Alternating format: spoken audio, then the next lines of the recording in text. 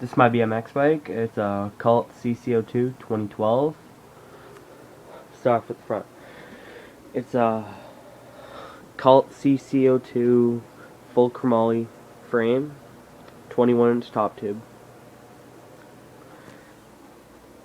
McNeil Tabernac virus, 20.5 inches long, 28.75 inch rise, I think.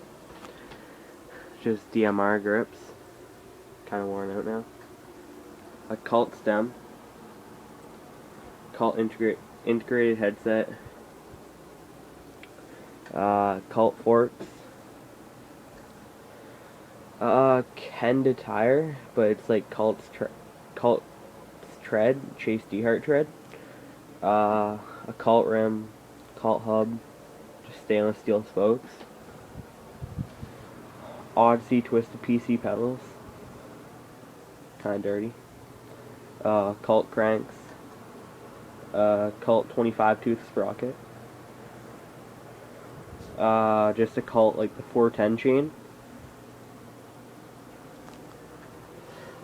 Cult pivotal seat, pivotal post, Cult seat clamp, back wheel is Cult rim, Cult cassette hub with a 9-tooth driver, and stainless steel black spokes.